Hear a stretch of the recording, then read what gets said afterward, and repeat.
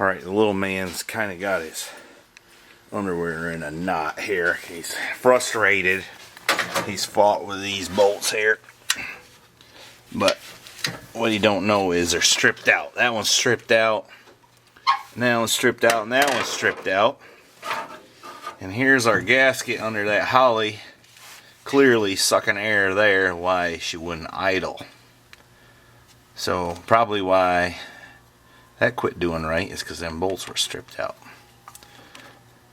So anyway, we're going to take those two bolts out. Nuts, you're going to make awful certain you don't drop them down in the intake, right? Can we get something to cover it? That would be super brilliant. How about this rag right here? You know, that reminds me. You know, sometimes you can start, this is a story. I'm going to segue into a story. That's a big word, huh? Yeah. Segue into a story. One time, I was doing a job and I had a skid steer. It was a Caterpillar 257 skid steer, I think. And one of the guys I had working with me run it out of fuel. Now, if anybody knows anything about diesels, sometimes they can be a pain to get running after they run out of fuel. You got to bleed air to injector lines and so on and so forth.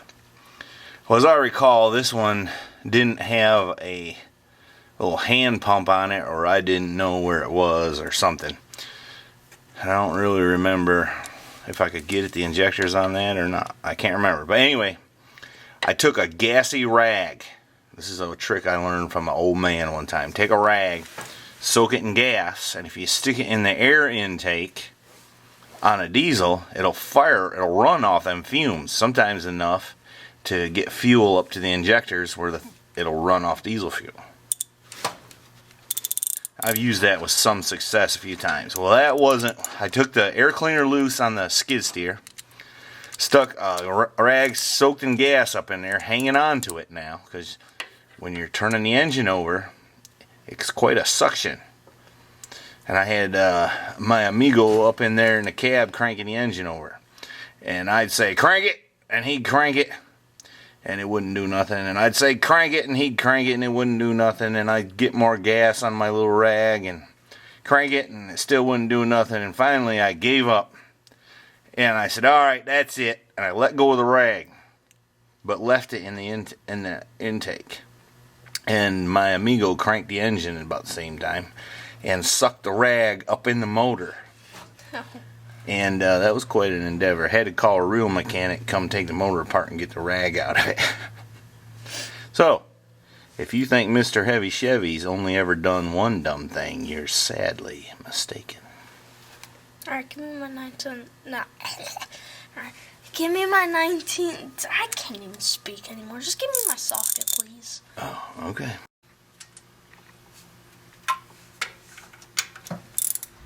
Alright, I haven't really been videoing. I don't know why. But anyways, here's the holly. I think they call that a 2300 that was on it. And you can see somebody's been MacGyvering on this thing before we got to it. So, I think I'm going to try to fix some of that. We might just eliminate that choke, because it didn't really seem like it needed it. You know, we live in a warm climate here. Somebody said, why do you even bother with cold starts? It's not cold. I don't know. You know, some of that stuff I do is kind of tongue-in-cheek. If you ain't got my sense of humor yet, watch more videos and you will after a while. Alright, the little man and I just helicoiled the holes in the adapter plate. And actually, what had happened was I did that one and showed the little man how to do it, and then he did all the remaining three. Alright, now what we got to do is build a gasket for the base plate, since I ain't got one. Alright, while the little man watched, I built a gasket using a technique I've showed y'all before, which involves gasket material and a ball peen hammer. And cut a gasket, and then I bolted the adapter plate down. So now, when my carburetor kit shows up from Amazon delivery service, we'll be able to rebuild the carburetor. 'Cause that's another thing I didn't show on video. I tore the carburetor apart and stuck it in my bucket of stuff there. So that's it for tonight, I guess. Man, that's a messy workbench, ain't it? Do you ever see such a messy workbench? Only in this garage. That's right. I finished rebuilding that carburetor last night and bolted it on.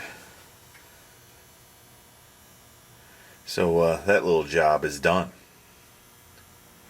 It was kind of gummy inside, so we had to soak it a while. Let me see what else I might need to do to this thing. Done fixed the heater box. Got the distributor hold down clamp correctly attached. I don't know. Let's see if it'll run. I bet you that battery's dead, because that's how my luck is with everything.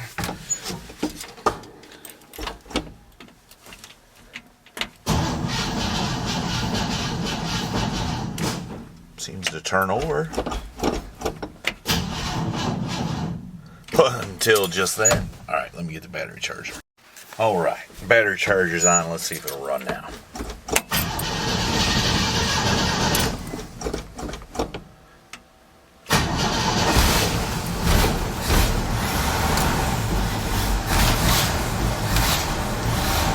Well, she's running.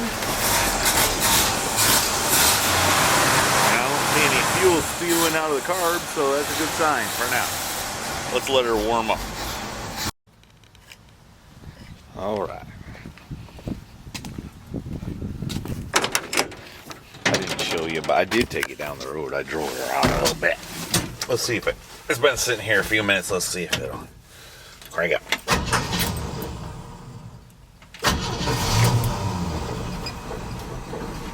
Just listen to it purr.